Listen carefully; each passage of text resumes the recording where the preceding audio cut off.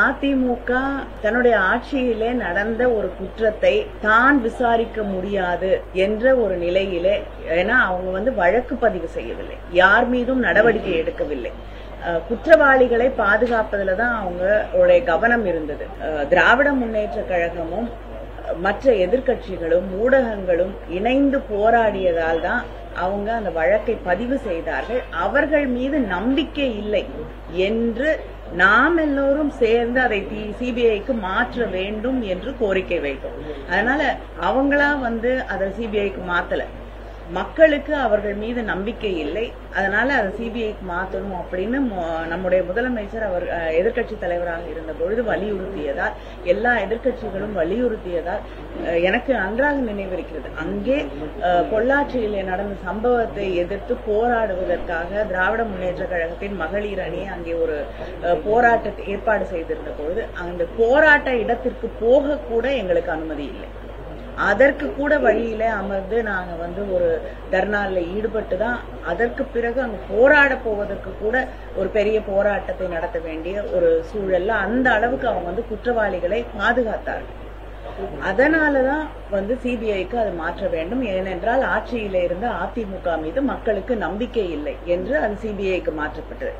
இன்னைக்கு யார் தலைகுனிந்து நிற்கிறார்கள், யாரெல்லாம் இவங்க பாதுகாக்கணும்னு நினைச்சாங்களோ, அதிமுகவும் இன்று பேசக்கூடிய எடப்பாடி அவர்களும் யாரை பாதுகாக்க வேண்டும், அவங்களுடைய கட்சியிலே பொறுப்பிலே பதவியிலே இருந்தவர்களை பாதுகாக்க வேண்டும் என்று நினைத்தார்களோ, இன்னைக்கு அவங்களுக்கு தண்டனை வழங்கப்பட்டிருக்கிறது. மனதிலே ஒரு காயமாக இத்தனை ஆண்டுகள் இருந்தது.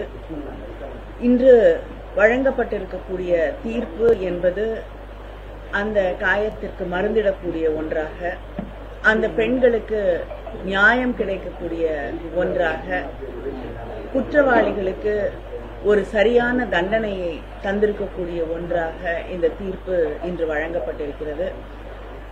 மிக முக்கியமாக விசாரணையின் போது பாதிக்கப்பட்ட பெண்களுடைய விவரங்களும் அவர்களை பெயர்களும் வெளியிடப்படாமல் பாதுகாக்கப்பட்டிருக்கிறது.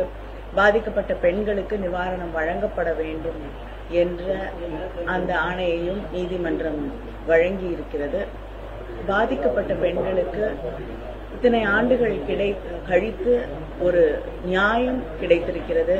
இது பாதிக்கப்படக்கூடிய அத்தனை பெண்களுக்கும் ஒரு நம்பிக்கையை தருவதாக, நாங்கள் பாதிக்கப்பட்டால், கொடுமைக்கு ஆளாக்கப்பட்டால் எங்களுக்கு நியாயம் கிடைக்கும், அதனால் நாங்கள் வெளியிலே எங்களுக்கு நடக்கக்கூடிய கொடுமைகளை பற்றி, பிரச்சனைகளை பற்றி வெளியில் பேச வேண்டும், பேச முடியும், பேசினால் நியாயம் கிடைக்கும் என்ற நம்பிக்கையை தரக்கூடிய ஒன்றாக இந்த வழக்கின் தீர்ப்பு அமைந்திருக்கிறது.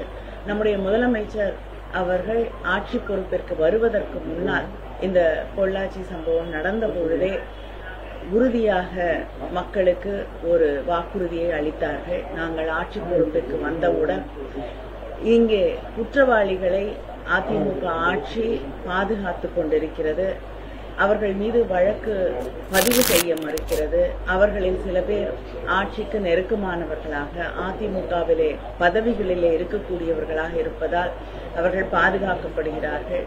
நாங்கள் ஆட்சிக்கு வந்தவுடன் நிச்சயமாக பாதிக்கப்பட்ட பெண்களுக்கு ஒரு நியாயம் கிடைக்கும் என்று உறுதியளித்தார்கள். இன்று அந்த வாக்குறுதியை நிறைவேற்றி தந்திருக்கக்கூடிய நாளாக இந்த நாளை நான் பார்க்கிறேன். பொள்ளாச்சி வழக்கு அதிமுக சிபிஐக்கு மாத்துறதுல கடுமையாக தண்டனை. என்னங்க? பொள்ளாச்சி வழக்கு அதிமுக சிபிஐக்கு மாத்துறதுனால கடுமையான தண்டனை வழங்கப்பட்டிருக்கு. அதே போல அண்ணா பல்கலைக்கழகத்தில் நடந்த பாலியல், அண்ணா நகர் சிறுமிக்கு நடந்த பாலியல் வழக்கையும் அரசு சிபிஐக்கு மாற்ற திமுக அரசு பயன்படுது எடப்பாடி கேட்டுட்டார். அதிமுக தன்னுடைய ஆட்சியிலே நடந்த ஒரு குற்றத்தை தான் விசாரிக்க முடியாது என்ற ஒரு நிலையிலே, ஏன்னா அவங்க வழக்கு பதிவு செய்யவில்லை, யார் மீதும் நடவடிக்கை எடுக்கவில்லை, குற்றவாளிகளை பாதுகாப்பதில் தான் அவங்களுடைய கவனம் இருந்தது. திராவிட முன்னேற்ற கழகமும் மற்ற எதிர்க்கட்சிகளும் ஊடகங்களும் இணைந்து போராடியதால் தான் அவங்க அந்த வழக்கை பதிவு செய்தார்கள். அவர்கள் மீது நம்பிக்கை இல்லை என்று நாம் எல்லோரும் சேர்ந்து அதை சிபிஐக்கு மாற்ற வேண்டும் என்று கோரிக்கை வைத்தோம். அதனால அவங்களா அதை சிபிஐக்கு மாத்தல.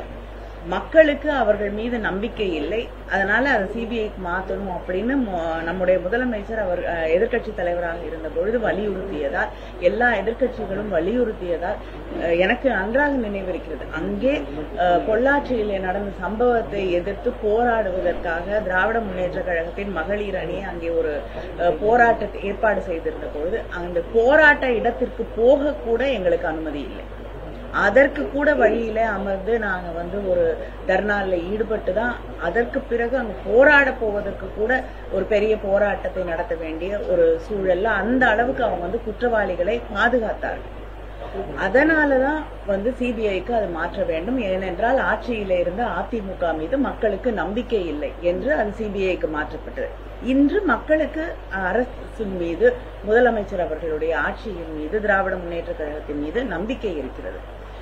ஒரு குற்றம் நடந்திருக்கிறது என்று தெரிந்தவுடன் முதலமைச்சர் யாராக இருந்தாலும், அவர் எந்த கட்சியை சார்ந்தவராக இருந்தாலும் அவர்கள் மீது வழக்கு பதிவு செய்யப்பட வேண்டும், விசாரணை நடத்தப்பட வேண்டும், கைது செய்யப்பட வேண்டும் என்று ஆணையிட்டார்கள். அதனால விசாரணை சரியாக நடைபெறும் பொழுது எதை எங்கேயும் மாற்ற வேண்டிய அவசியம் இல்லை. 2026 இபிஎஸ் தலைமையில ஆட்சி அமையும், அந்த சார் யார் என்ற கேள்விக்கு பதிலும் உரிய நீதியும் நிச்சயம் கிடைக்கும் என்று சொல்லியிருக்காரு. அன்று திமுக தரப்பில் நிற்கும் உறுதி என்று ட்வீட் பண்ணியிருக்காரு. இதுக்கு என்ன பார்த்தீங்க? இன்னைக்கு அவங்க கூட்டணி வைத்திருக்கக்கூடிய பாஜக ஆட்சியிலே தான் தமிழ்நாட்டில் இன்னைக்கு national bureau of crime records வழியாக தான் தமிழ்நாடு பெண்களுக்கு பாதுகாப்பான மாநிலம் அப்படின்ற ஒரு கருத்தை அவர்களுடைய ஆய்வுகள் தான் அந்த தரவுகளின் அடிப்படையிலே அவர்கள் வெளியிட்டிருக்கிறார்கள்.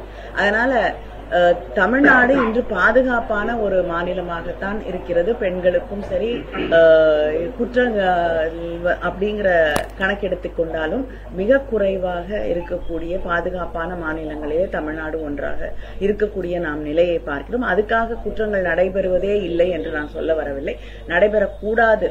ஆனால் அப்படி நடக்கும் பொழுது பாதிக்கப்படக்கூடியவர்களுக்கு நியாயம் கிடைக்க வேண்டும் அப்படிங்கிற அதுல நம்முடைய ஆட்சியும் முதலமைச்சர் அவர்களும் உறுதியாக இருக்கிறார்கள்.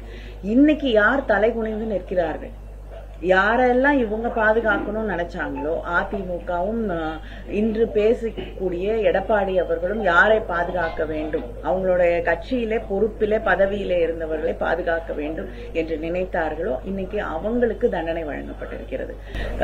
ஆயுள் முழுவதும் அவர்களுக்கு தண்டனை என்று அந்த தீர்ப்பு வழங்கப்பட்டிருக்கிறது. அதனால அவர்கள் தலைகுனிந்துதான் நிற்கிறார்கள். அதனால நியாயமாக பாதிக்கப்பட்டவர்களுக்கு, குற்றம் செய்தவர்களுக்கு தண்டனை வழங்க வேண்டும் என்று நினைக்கக்கூடிய திமுக என்றும் தலை குனிய வேண்டிய அவசியம் இல்லை.